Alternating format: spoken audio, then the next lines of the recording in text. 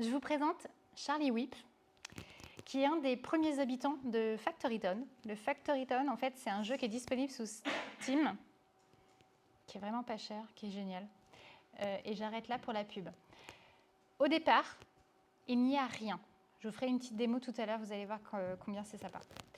Au départ, ils ne sont que 4 habitants dans cette ville. Il n'y a, c'est ce que vous voyez là, qu'une grosse mairie, un espèce de, de centre de village. Il n'y a pas encore de route. Et l'objectif, ça va être de récupérer un maximum de matières premières pour construire au fur et à mesure des choses toujours plus compliquées. Là, on voit qu'il y a des pierres, il y a du blé, il y a des arbres, il y a là-haut, tout là-haut, il y a du coton. Charlie Whip, lui, c'est un fermier. Donc sa spécialité, ça va être de fournir du blé au village. Jusque-là, tout va bien. Vous remarquerez juste qu'il y a peu d'endroits de stockage, donc on va tout mettre au même endroit. Il n'y a pas de route, donc il faut savoir que dans le jeu, quand il y a des routes, on va plus vite. Et quand il y a des routes en pierre, on va encore plus vite. Bref, il y a tout un truc. Donc là, au départ, ça va être assez lent, assez fastidieux. Tout va être fait manuellement. Mais c'est pas grave, à la rigueur, on n'est que 4 habitants. Donc pour le moment, tout va bien. Le temps passe. Il y a de plus en plus de gens qui sont attirés par le petit village parce que avec toutes les matières premières qu'on est arrivé à emmagasiner, on peut construire les premières routes, les premières maisons, et ça devient confortable. Donc forcément, ça attire du monde. Le temps passe encore et encore. On augmente le nombre d'habitants. Du coup, Charlie Whip, il a une idée géniale. Plutôt que d'aller faire du porte-à-porte et de distribuer son blé à chacune des maisons à pied et lentement, on va construire un marché pour pouvoir distribuer le blé. Et puis vous voyez aussi qu'au milieu, il y a un petit puits qui a été fabriqué pour amener de l'eau, pour amener encore toujours plus de confort aux maisons. C'est une jolie histoire. Hein. Qu'est-ce que ça nous apprend en vrai? C'est que déjà, à cette étape-là, ah ouais, il y a un truc en bas à droite. Déjà, à cette étape-là, rien qu'en rajoutant des routes pour aller plus vite, rien qu'en rajoutant un marché pour s'éviter d'avoir à faire du porte-à-porte, on est dans une démarche d'adaptation de l'offre à la demande. C'est tout bête, mais sans le savoir, on a déjà modifié nos process. Charlie Whip, il n'a pas du tout ça en tête, hein. Il ne sait même pas que c'est un process, le truc. Il travaille tous les jours et il s'adapte. Quand tout à coup, parce qu'il y a toujours des tout à coup dans les contes, il y a une explosion du nombre d'habitants. Et donc là, pour faire face à ça, on augmente les aménagements. On augmente aussi les maisons. Vous voyez qu'il y a une école qui s'est construite. Il y a des scieries, il y a des mines de pierre. Bref, je vous montrerai, c'est trop mignon. Et en plus, on peut voir en 3D, bref. Sauf que ce qu'on voit sur l'écran, en bas à droite, c'est que Charlie, pour aller encore plus dans la production de blé, il a fabriqué sa ferme. Il a aussi fabriqué un petit puits qui puisse alimenter la ferme et donc faire grandir le blé beaucoup plus vite que quand il n'y en avait pas. Sauf que vous voyez là, la petite icône au-dessus de sa tête, c'est qu'il attend. Il attend parce que Charlie Whip, il n'est plus fermier. Il a dû s'adapter, encore une fois, et donc du coup, c'est lui qui est en charge d'apporter de l'eau à la ferme. C'est plus beaucoup son trip. Et en plus, comme il va plus vite que ceux qui travaillent dans la ferme, il se retrouve avec son seau d'eau à attendre qu'il y ait de la place pour pouvoir en mettre. Donc Charlie, il se dit quoi? Ok, là, il y a vraiment une explosion de la demande. On doit gérer des urgences, parce que forcément, il y a plus de consommateurs. Mais de mon côté, j'ai l'impression d'attendre et de rien faire, de ne pas être utile. Donc, il y a une inadéquation de la demande et de l'offre. Et il y a encore beaucoup trop de choses à faire manuellement. Là, Charlie, il se dit, et si on faisait une pause pour réfléchir à comment optimiser les choses? Et là, oh non, t'es fou, il faut produire, il faut continuer, il y a trop de demandes. Toute ressemblance avec un projet en entreprise est fortuite. Donc il insiste, si, stop, on va faire une pause et on va venir zoomer. Donc là, j'ai zoomé sur la ferme de Charlie pour voir comment on peut améliorer les choses. Et pour ça, il va faire appel à une voisine, Bridget Wessem, qui est la seule photographe de Factoryton à l'époque. Et avec elle, ils vont créer la première cartographie des processus de l'histoire. Il y a peut-être des informations à vérifier. Je ne dis pas forcément toute la vérité. C'est un petit peu, voilà, c'est compté. La VSM, j'irai pas trop loin. Je pense que j'en ferai une autre présentation après parce que ça mériterait. Ça s'appelle la Value Stream Mapping. Et c'est un outil que moi j'utilise de base à chaque début de mission pour comprendre ce qui se passe dans une ou des équipes, pour comprendre mon process du début à la fin. Donc c'est une sorte de photo, un instant T, qu'il est intéressant de reprendre de temps en temps pour faire des comparaisons. Tadam! La première VSM de l'histoire. Donc Charlie regarde ça, il dit ok, j'ai différentes étapes, c'est plutôt clair, ça a l'air plutôt fluide comme ça sur le papier, j'ai mon demandeur qui va passer commande au marché, il a besoin de blé, ça passe par un système de commande, celui qui travaille au marché vient à pied me voir, il me commande la quantité de blé nécessaire, moi Charlie je prends l'eau qu'il faut pour alimenter ma ferme, pour pouvoir faire pousser du blé et pour ensuite pouvoir le livrer. Pour l'instant, tout va bien, sur le papier. Alors, c'est une VSM ultra light, déjà pour que ça rentre sur un slide et pour qu'il y ait un petit peu toutes les informations, mais ça va déjà nous suffire à travailler. Donc, il va zoomer sur chacune des parties et pour ça, il va s'aider de deux indicateurs. L'indicateur qu'on appelle le process lead time, c'est-à-dire le temps passé par un produit du début à la fin. Donc, en gros, mon blé, il met dans le jeu 24 secondes, je vous inviterai à aller vérifier par vous-même, pour passer de la demande jusqu'à la livraison. Très bien. Mais quand on se pose la question du temps passé à réellement apporter de la valeur au blé, là on se rend compte qu'il y a une grosse différence.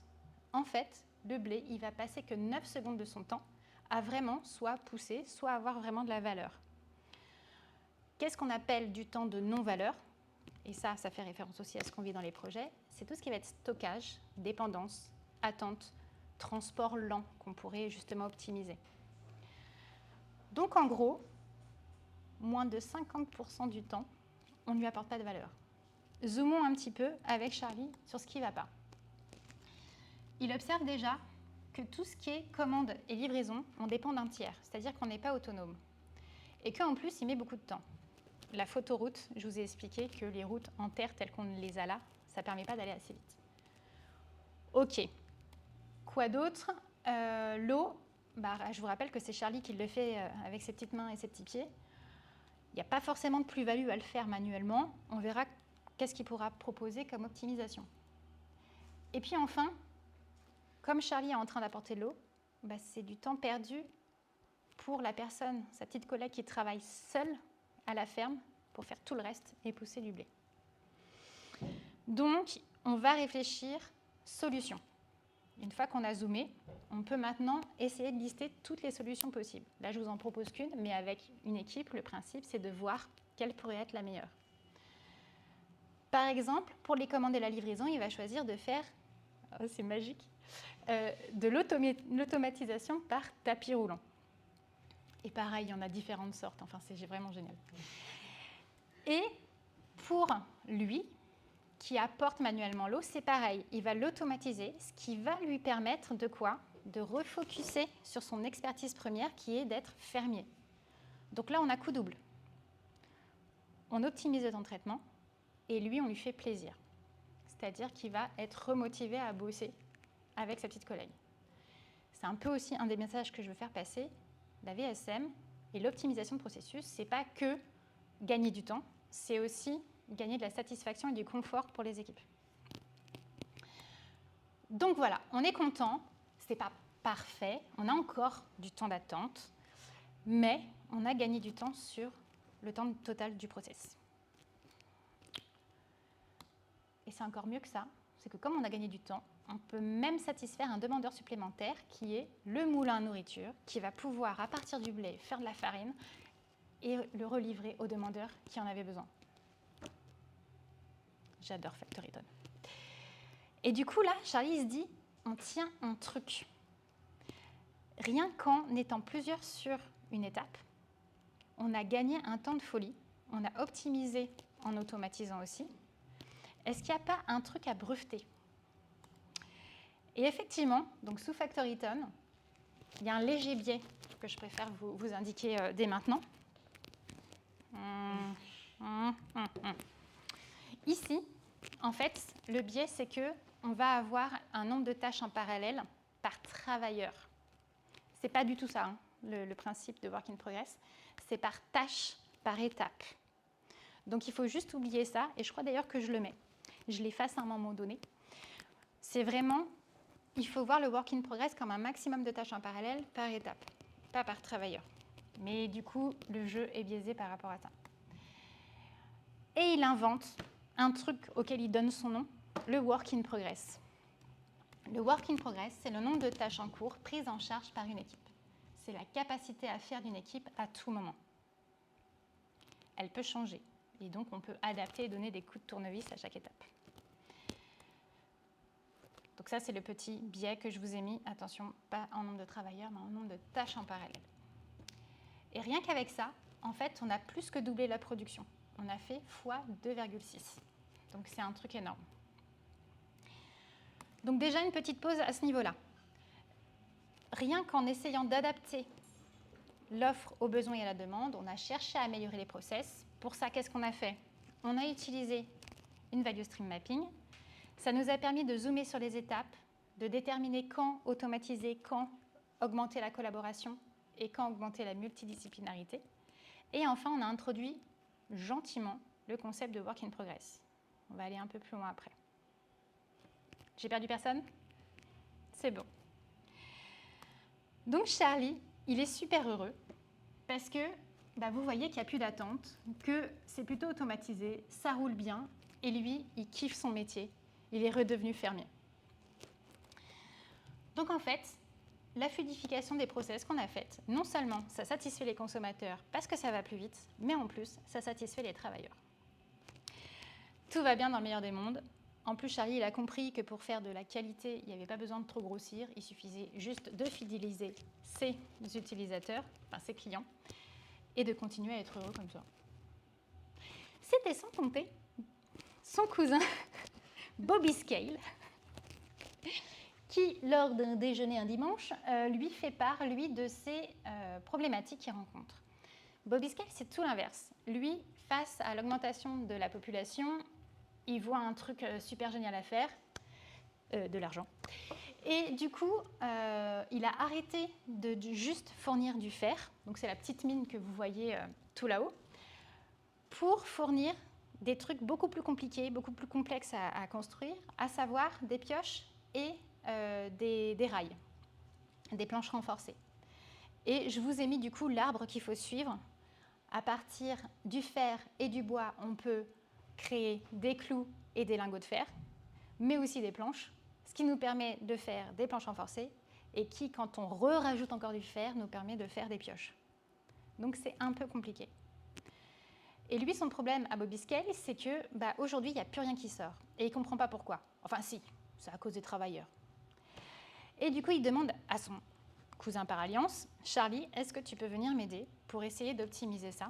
Parce que je ne vends quasiment plus rien. Alors Charlie, il y va. Et qu'est-ce qu'il fait pour essayer de comprendre l'existant? Ouais, il appelle Bridget, il fait une VSM. Effectivement, c'est un peu foireux. Il y en a un petit peu partout. C'est pas très clair. Et encore une fois, je l'ai faite vraiment light. Et il essaie de comprendre un petit peu tout le sens des flèches, les retours en arrière possibles, les dépendances, etc. Et il fait exactement le même travail. Il zoome. Alors là, par exemple, côté commande et côté livraison, c'est exactement la même problématique qu'il avait sur la ferme. On va chercher à automatiser. Mais encore mieux, on va chercher à rapprocher les équipes de réalisation, message subliminal, des demandeurs. Et au lieu d'avoir X kilomètres à faire pour les livrer, maintenant il y a un rail automatique direct et très proche du marché. Qu'est-ce qu'il regarde encore? Ah oui, là il y a une problématique, c'est qu'à la sortie d'une étape, je n'ai pas un produit, mais deux. Déjà, il y a peut-être quelque chose à faire au niveau de la spécialisation. Si je vous pose la question, quand vous gérez des nouvelles fonctionnalités et des bugs en même temps, est-ce que ça se passe bien? Alors que si vous vous concentrez soit sur l'un, soit sur l'autre, bah, généralement, vous êtes vachement plus efficace. Il ne faut pas sous-estimer la perte de temps quand on switch d'un contexte à l'autre. La perte de temps et puis des fois les erreurs que ça provoque. Donc il s'est dit là, peut-être qu'une bonne idée, ce serait, comme l'étape d'avant, de spécialiser en fait les équipes et donc les étapes.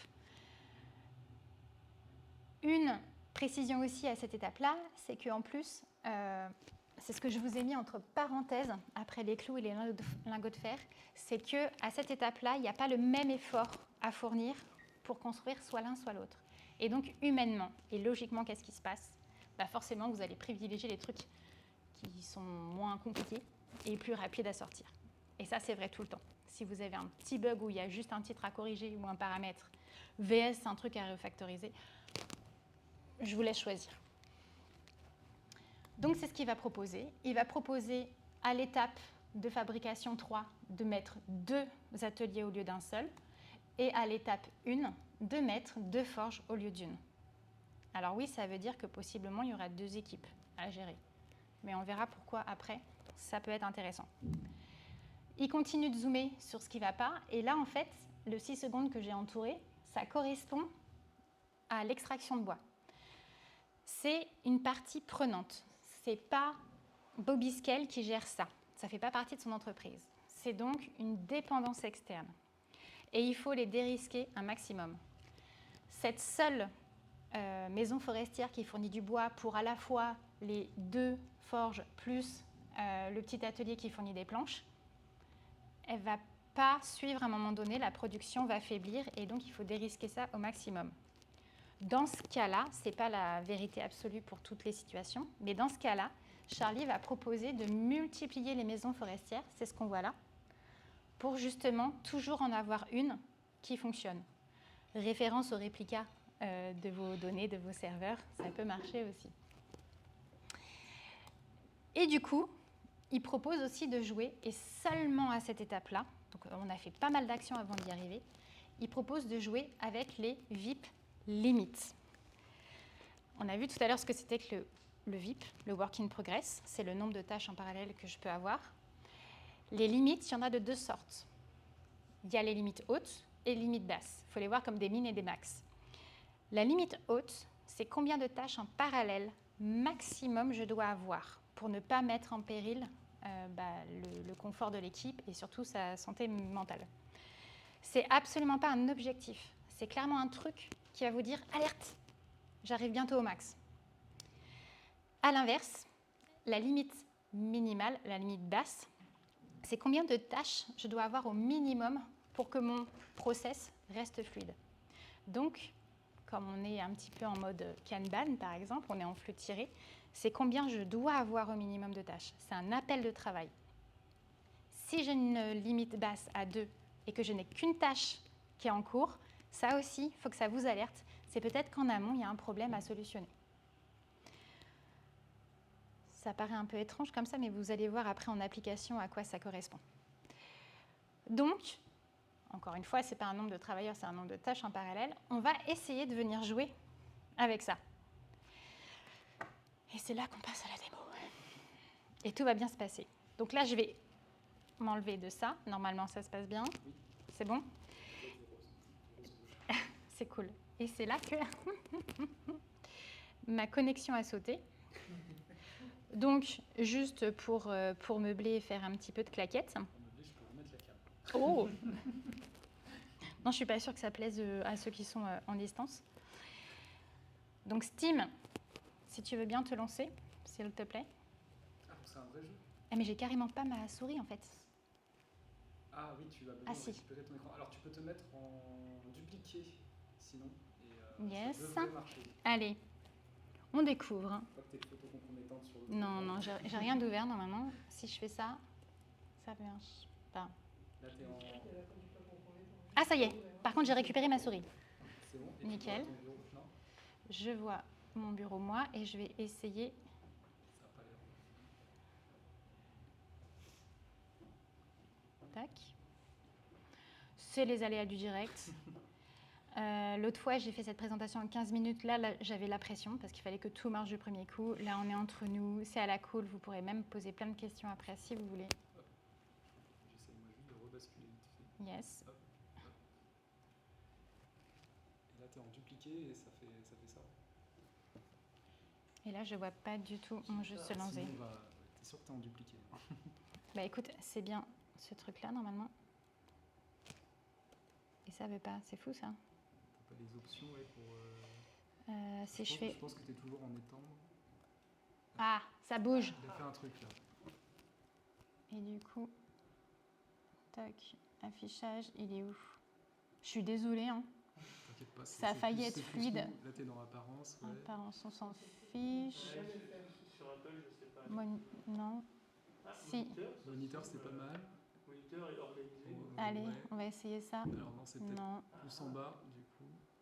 Par défaut, plus espace police. Avancer, j'aurais dit avancer. Où est-ce que vous le voyez ici? Ouais. Non. Utiliser comme. Ah, qu'est-ce que t'as vu? C'est dur ce truc. Non, sur la fenêtre d'avant. Ouais. D'accord. Utiliser comme, il y a marqué écran principal. Ah oui, à droite, là, juste au-dessus. Yes.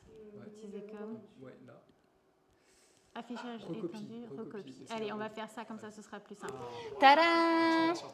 Mais on est encore plus content quand on a galéré à le faire. Du coup, alors je ne sais pas si ça va être possible. Est-ce que vous entendez ça? Ça détend, c'est super agréable. Donc j'avais quand même chargé le jeu pour que ça évite de pédaler dans la semoule.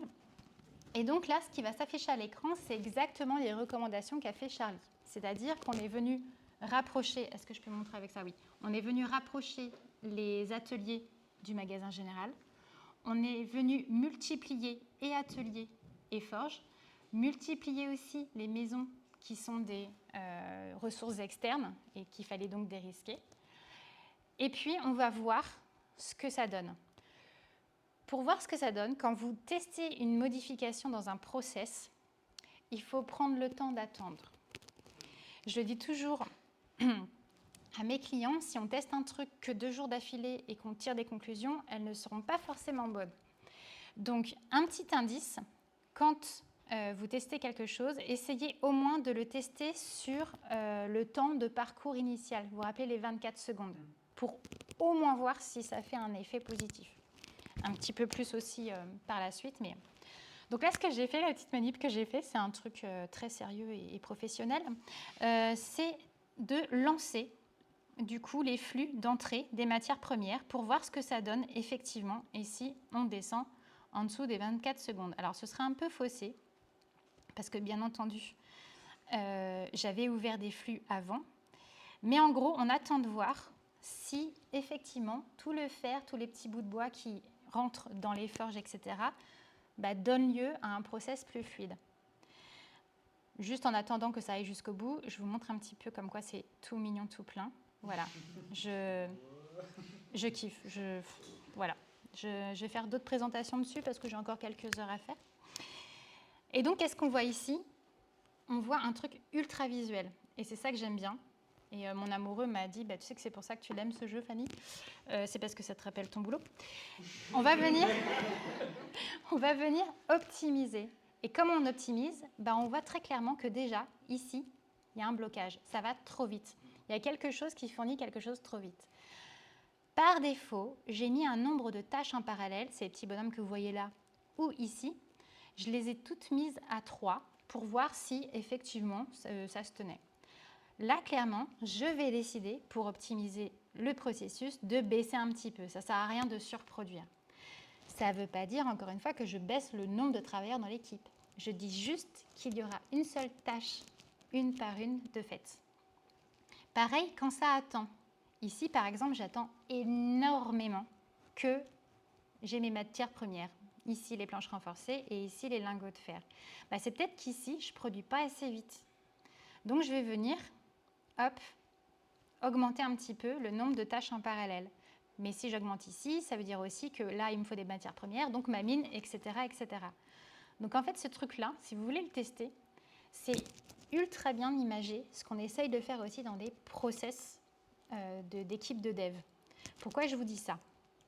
Parce que les limites, bon là je vous ai montré comment mettre, wow, ne vomissez pas, je vous ai montré comment mettre des limites sur chacune des étapes en modifiant ça, mais je pourrais très bien vouloir mettre des limites sur un ensemble d'étapes. Je m'explique. Si vous réalisez des devs et des tests unitaires, ça peut être 2 étapes complètement différentes. Je vous conseille de les faire ensemble. On va prendre un autre exemple. Des devs et tests unitaires d'un côté et des tests un peu plus fonctionnels. Ce n'est pas forcément la même expertise. Donc on ne va peut-être pas forcément les traiter en même temps. Mais ça peut que ce soit la même expertise. Donc qu'est-ce qu'on va vouloir venir faire? On va vouloir mettre une limite, par exemple, sur à la fois le dev, représenté par la forge, et sur les tests fonctionnels représentés par l'atelier.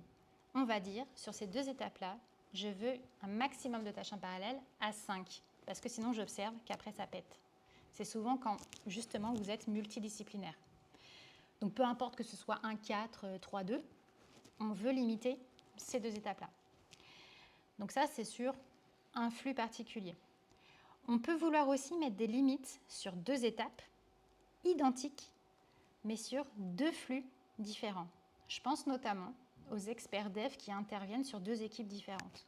Bon, bah là, par exemple, au niveau des 2 forges, je pourrais dire, c'est une expertise particulière, j'ai besoin à chaque fois de 50% d'une personne et de 50% de la même personne sur l'autre. Je peux vouloir aussi mettre une limite maximum sur ces 2 étapes-là. Pareil, peu importe la répartition, ça me permet quoi? Ça me permet d'alerter le jour où on expose ce truc-là et qu'en fin de compte, c'est la même personne qui se retrouve à faire tout en même temps. C'est pas possible. Encore une fois, il faut penser à la sérénité des équipes pour fournir des choses de qualité et le plus vite possible. Donc, je vais revenir à la présentation. Ça va bien se passer. Donc, je vais quitter ça.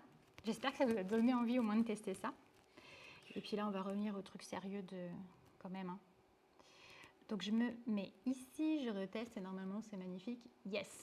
Si on fait le parallèle, en fait, avec nous, notre boulot, bah, c'est exactement, je vous ai repris les petites étapes, donc les mines, les ateliers, les forges. Et en fait, c'est exactement ce qu'on fait nous au quotidien. On peut vouloir dire à un moment donné, là, je vous ai mis 2 flux différents, donc sous-entendu 2 équipes différentes.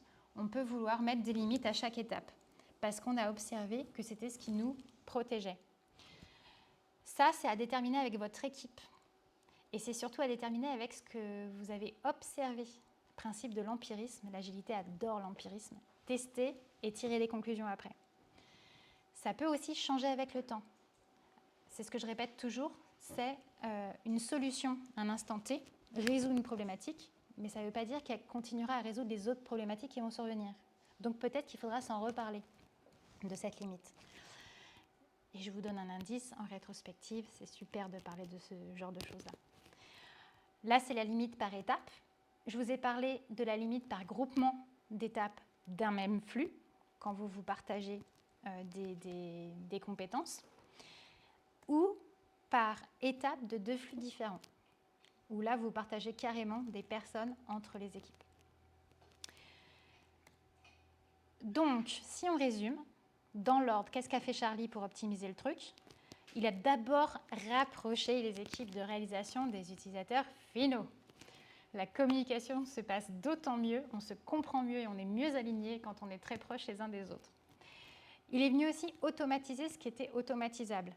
Donc là, on incorpore le principe d'outillage. Tout ce qui va être CI/CD par exemple, tout ce qui va être versionning de code, tout ce qui va pouvoir vous décharger de cette partie-là et vous reconcentrer sur votre expertise développée. Il a aussi spécialisé les produits. Il n'a pas cherché à ce qu'une équipe fasse 50 milliards de choses en même temps. Et il a dérisqué les dépendances externes. Et seulement là, il est venu jouer avec les limites. C'est mon message, c'est qu'on ne doit pas commencer par ça. Il faut d'abord bien connaître son process en entier avant de le faire. Donc la morale de l'histoire, si on veut résumer tout ça, c'est que les VIP Limits sont un des outils d'optimisation. Ce n'est absolument pas le seul, qui ne doit pas être la première étape parce que vous ne connaissez pas assez votre process. Et d'ailleurs, votre process, essayez de le... C'est un peu les principes de la systémique. Essayez de le placer dans un contexte. Parce que le même process dans un contexte différent peut être complètement différent. que les limites sont positionnables un petit peu partout. Donc encore une fois, testez, prenez le temps d'observer si ça a des bonnes conséquences pour l'équipe et re-régler, et revérifier, et re-régler, et revérifier, etc., etc. OK? Du coup, vous avez compris les VIP limits, vous allez pouvoir les mettre en place et je serai ravie de répondre à vos questions. 2 bouquins qui m'ont vachement aidé pour déjà apprendre ce que c'était des VIP limits à l'origine et puis essayer de l'appliquer en entreprise. Il y en a un qui est très très facile d'accès, c'est le premier. Alors facile d'accès parce qu'il est en français, ça demande quand même de bien se concentrer. L'autre qui est un peu plus compliqué parce qu'il est en anglais et puis parce qu'il référence vraiment quasiment tous les cas d'utilisation possibles, mais du coup c'est super intéressant et on s'y retrouve forcément à un moment donné. Je vous remercie. Moi je suis Fanny, je suis fan de la FUP. Si vous voulez me retrouver, c'est chez Abside. On a aussi un meet-up qui est un peu moins bien que la FUP qui s'appelle TEDx, mais vous êtes les bienvenus. Merci beaucoup à vous tous et toutes. Est-ce que vous avez des questions? Oui. Est-ce que tu peux revenir juste sur la slide où ça ressemblait à Jira avec voilà, oui. Exactement celle-là. Comment, du coup, là, tu représentes une personne qui intervient sur les 2 équipes? Là, tu parlais d'un expert qui va aider. Alors justement, tu peux pas le représenter. C'est justement ça, c'est vraiment pas par personne, c'est vraiment par tâche. C'est compliqué justement de le faire figurer et c'est justement parce qu'on sait que c'est difficile à figurer qu'il faut absolument mettre des limites. Parce que sinon, tu peux te dire, tiens, par exemple, j'ai une limite à 6 et puis j'augmente jusqu'à 10 tickets, mais c'est pas grave, c'est 5 et 5, donc c'est pas choquant. Oui, sauf que c'est peut-être une seule personne derrière. Donc il faut absolument les formaliser pour qu'en fait, automatiquement, ça vous alerte. Tu parles de Jira et il y en a plein d'autres. Normalement, il faut en citer 3, ClickUp et Trello. Alors, aussi. Hein? Oui, c'est Atlassian aussi, ils ont racheté. Oui. Mais du coup, il le gère très bien et il gère aussi les alertes. Donc en fait, vous, ça vous enlève un poids, vous ne vous occupez que de ce que vous avez à faire et lui, tout seul, il va vous alerter s'il y en a trop à un moment donné ou pas assez. Donc c'est plutôt pas mal. Là, c'est pareil, il y avait aussi un biais que je ne vous ai pas dit, c'est qu'avec le jeu, on ne s'est occupé que de la limite haute, le maximum que je pouvais faire en parallèle. On n'a pas vu les limites basses parce que je n'ai pas encore trouvé la fonctionnalité dans le jeu, mais promis, je m'y attelle dès ce week-end. Il y en a un qui va râler. Donc voilà, c'est plutôt pour te sauver un expert qui irait sur plusieurs équipes et que ce soit bien formalisé. Alors, est-ce que tu as déjà eu, du coup, quand tu disais qu'il fallait prendre le temps de laisser que le changement fasse son effet. Alors ça, est-ce que tu as eu des clientes et des clients chez qui c'était compliqué et d'autres chez qui c'était facile? Bien sûr, mais comme tout, ça dépend aussi de ton process. Là, un process de 24 secondes, on a le temps de voir si ça fait effet ou pas. Les process en entreprise sont des fois beaucoup plus gros, beaucoup plus compliqués. Donc en fait, l'astuce, quand on ne veut pas prendre le temps d'attendre les effets, c'est aussi de morceler, de découper ton processus et de zoomer que sur ça et d'essayer de faire un... Là, par exemple, l'exemple que j'ai pris avec Charlie, il a fait plein de modifications. Du coup, comment savoir laquelle marche réellement? Donc en fait, mon conseil, c'est vraiment de faire un changement par un changement. Des fois, c'est compliqué. Donc, c'est bien de morceler pour faire une observation de chaque sous-étape et de voir effectivement si ça amène du bien ou pas. C'est pour ça aussi que j'adore la VSM parce qu'en fait... Oh, bah zut. C'est peut-être tapé sur la table. J'ai tapé sur la table, pardon. Du coup, dans la VSM, on a ce temps de valeur ajouté ou pas. Et en fait, on l'a par étape. Nickel, merci beaucoup. Et je ne touche plus à rien. Et du coup, en fait, tu peux zoomer. Tu n'as pas besoin de refaire ta VSM pour le faire. Tu peux déjà observer étape par étape ce que ça fait.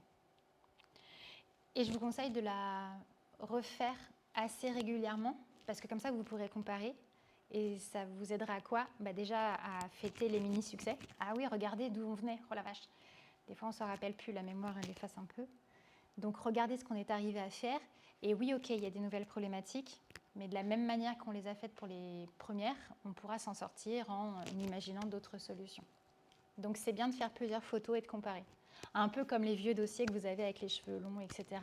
C'était pas si lointain pour certains. Mais voilà, c'est un peu le principe. J'en ai encore une.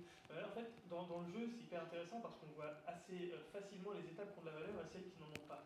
Yes. Mais dans la vraie vie, c'est plus compliqué de mesurer. Yes. Est-ce que tu as des conseils justement là-dessus? Oui, ça s'appelle les délits. Et ça s'appelle aussi faire confiance à un poste et un rôle qui ne sert strictement à rien, le facilitateur. Donc soit le Scrum Master en Scrum, soit un coach, soit un formateur, soit même un manager. Vos managers sont des facilitateurs normalement. Il y a une personne qui n'a pas le nez dans le guidon. C'est ça, qui prend le recul et qui arrive à dire, ok, qui n'est pas là pour fliquer, mais juste qui est là pour cadencer et au final mesurer ce qui se passe. Et les délits sont très bien pour ça parce que très vite, on voit, et pareil, les outils, ils vous sortent des rapports automatiquement, vous n'avez rien à faire. Ils vous disent si effectivement ça avance dans le bon sens ou pas. Le but de l'équipe, encore une fois, c'est de se focaliser sur son expertise, c'est absolument pas de mesurer la VSM. Donc il faudrait idéalement quelqu'un qui a un peu de distance.